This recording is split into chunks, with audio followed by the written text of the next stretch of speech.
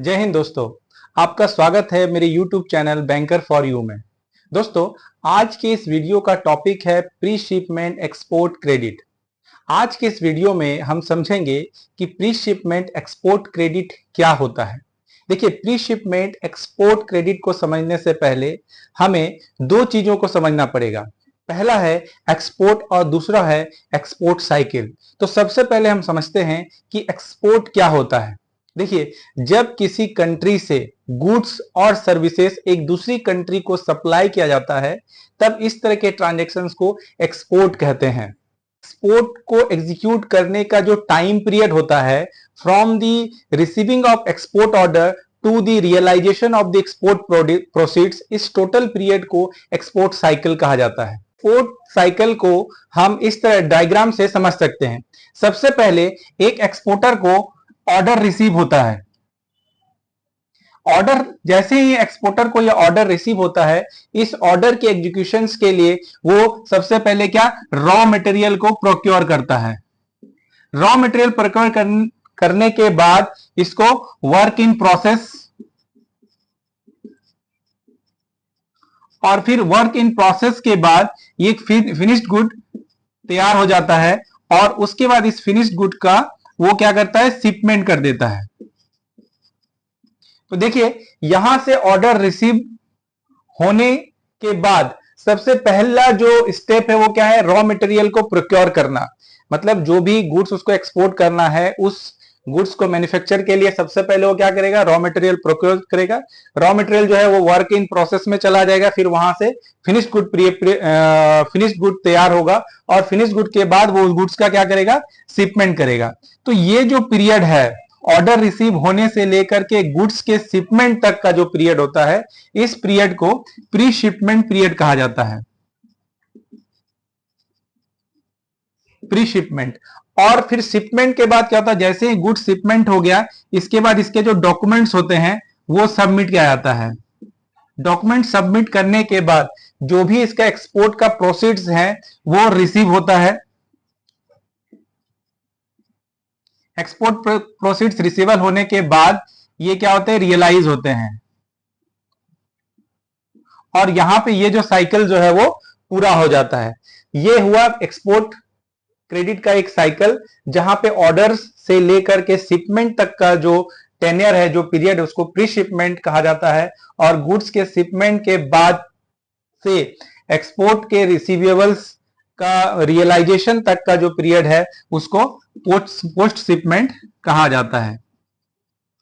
इस तरह से हम देखते हैं कि अगर हमें एक्सपोर्ट साइकिल का आइडिया है तो हम इसको दो भागों में बांट सकते हैं, एक प्री शिपमेंट और एक पोस्ट शिपमेंट। आज के इस वीडियो का टॉपिक जो हमारा है वो है प्री शिपमेंट क्रेडिट। तो हम समझेंगे कि प्री शिपमेंट क्रेडिट क्या होता है, कितने तरह से इसको एक्सटेंड किया जाता है, इसकी कौन से बॉरोवर जो है वो प्री शिपमेंट क्रेडिट के लिए एलिजिबल होता है, किस बेस पे इसके क्वांटम को डिसाइड किया जाता है। तो इस वीडियो को लास्ट तक जरूर देखिए। जैसा कि हमने देखा कि एक्सपोर्ट क्रेडिट को हम दो भागों में बांटते हैं, एक है प्री शिपमेंट क्रेडिट और एक है पोस्ट शिपमेंट क्रेडिट। तो जैसा कि मैंने कहा कि इस वीडियो का टॉपिक है प्री शिपमेंट क्रेडिट, तो प्री शिपमेंट क्रेडिट को दो तरह से एक्सटेंड किया जाता है। एक है पैकिंग क्रेडिट और दूसरा है advances against cheque and draft. तो सबसे पहले advances against cheques and drafts को समझ लेते हैं। देखिए, जब कोई एक्सपोर्टर को कोई एक्सपोर्ट ऑर्डर रिसीव होता है तो उस समय जो इंपोर्टर होता है, जो कि किसी दूसरी कंट्री में बैठा हुआ है, वो एक्सपोर्ट ऑर्डर के साथ साथ उस एक्सपोर्ट के वैल्यू का कुछ पोर्शन जो है एज ए एडवांस जो है एक्सपोर्टर को देता है, as a form of cheque या ड्राफ्ट के रूप में। तो उस चेक्स या ड्राफ्ट के अगेंस्ट में बैंक्स जो एडवांसेस एक्सपोर्ट को देती है, एक्सपोर्टर को देती है, तो उसको हम advances against cheques and drafts कह सकते हैं। तो वो भी एक प्री शिपमेंट क्रेडिट का ही फॉर्म है, क्योंकि उस पेमेंट का प्री शिपमेंट फेज में ही दिया जाता है, इसलिए उसको प्री शिपमेंट क्रेडिट का ही पार्ट माना जाता है। दूसरा जो है पैकिंग क्रेडिट। पैकिंग क्रेडिट क्या होता है, तो देखिए, ये एक need based working capital finance है, जो कि एक्सपोर्टर को जो एक्सपोर्ट ऑर्डर एग्जीक्यूट करना है और जो गुड्स है उसको बनाने के लिए जो रॉ मटेरियल चाहिए, उस रॉ मटेरियल को परचेज करने के लिए, उसको फिनिश्ड गुड्स को मैन्युफैक्चर करने के का जो कॉस्ट है वो उस कॉस्ट के लिए, उसके पैकेजिंग के लिए, उसके ट्रांसपोर्टेशन का जो कॉस्ट है उसको कवर करने के लिए, साथ ही उसके वेयरहाउसिंग के लिए, इन सभी कॉस्ट को जो कवर करता है उस फाइनेंस को हम क्या कहते हैं? पैकिंग क्रेडिट फाइनेंस कहते हैं। तो हमने यहाँ पे देखा कि प्री शिपमेंट फाइनेंस जो है दो तरह से एक्सटेंड किया जाता है, एक है पैकिंग क्रेडिट के फॉर्म में और दूसरा जो है advances against cheques and draft के रूप में। पैकिंग क्रेडिट का जो पर्पस है वो है रॉ मटेरियल प्रोक्योर करना, मैन्युफैक्चर करना, प्रोसेस करना, उसका ट्रांसपोर्टेशन का कॉस्ट, उसके वेयरहाउसिंग का कॉस्ट, ये सारे कॉस्ट जो है वो पैकिंग क्रेडिट का पार्ट है।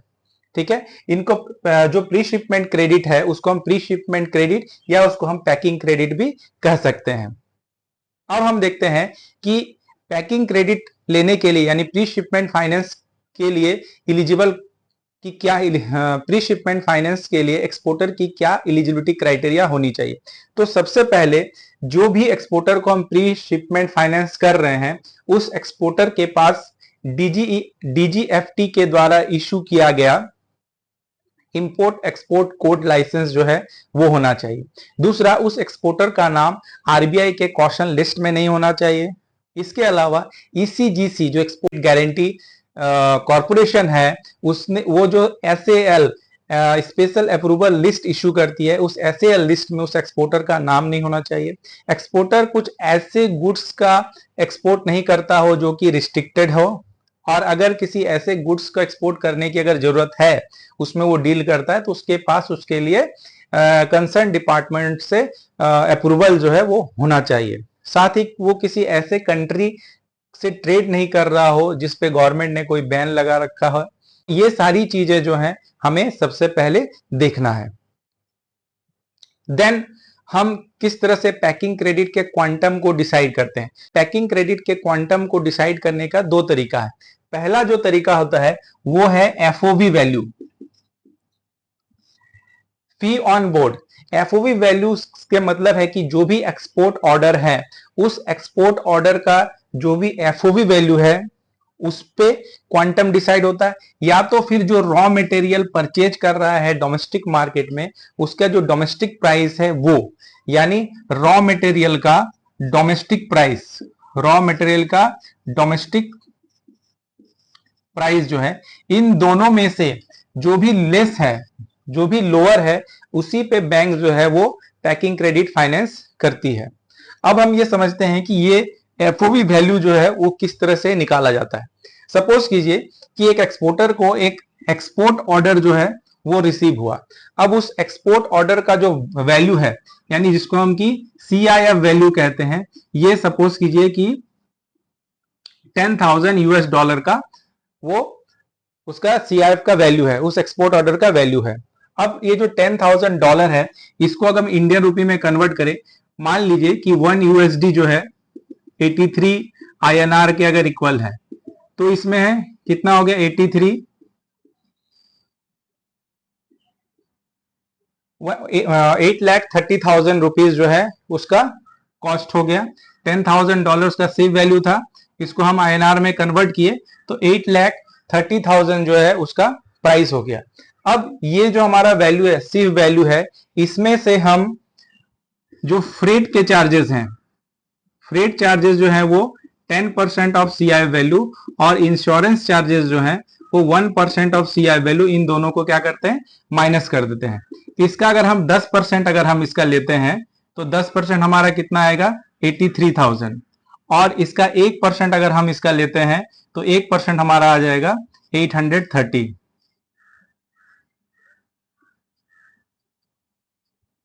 यानी 83,830। हमारे पास 8,30,000 है, इसमें से हम जब 83,830 को हम जो माइनस कर देंगे 0 7 9 से 8 1 9 से 3 गया 6 2 12 से 8 4 और 7, यानी 7,46,170। ये जो हमारा अमाउंट आया 7,46,170 ये हमारा एफओबी वैल्यू है। अब एफओबी वैल्यू के ऊपर क्या होता है मार्जिन होता है। सपोज कीजिए कि अगर मार्जिन अगर 20% हो तो 20% इसका माइनस कर देंगे, यानी 7,46,170 में से 20% माइनस कर देंगे, यानी इसका जो 80% वैल्यू होगा हम उसको क्या कर सकते हैं, as a packing credit advance हम उसको एक्सपोर्टर को दे सकते हैं। तो ये हमारा जो है क्वांटम ऑफ फाइनेंस हम इस तरह से एक्सपोर्ट का डिसाइड करते हैं। अब देखिए ये जो एक्सपोर्ट पैकिंग क्रेडिट है ये किस तरह से एक्सटेंड किया जाता है। इसको एक्सटेंड करने का मतलब इसको देने का दो तरीका है। एक तो आप क्या है, ऑर्डर वाइज अकाउंट आप ओपन कर सकते हैं, ऑर्डर वाइज अकाउंट ओपनिंग कर सकते हैं, और दूसरा जो है आप रनिंग अकाउंट,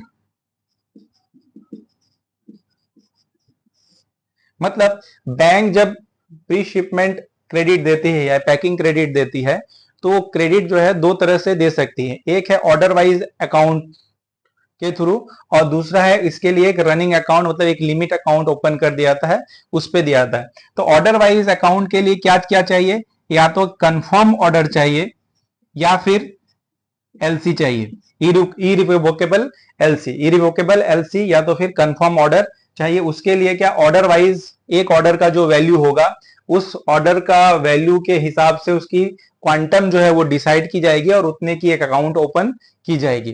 जबकि रनिंग अकाउंट के केस में एक ही अकाउंट ओपन किया जाता है और इसमें ये उन एक्सपोर्टर्स को दिया जाता है जो कि एक रेपुटेड एक्सपोर्टर है। तो ये टोटल जो है आपने देखा कि किस तरह से हम प्री शिपमेंट क्रेडिट क्या होता है और हम इसको किस तरह से बैंक जो है प्री शिपमेंट क्रेडिट फैसिलिटी किस तरह से एक्सटेंड करती है।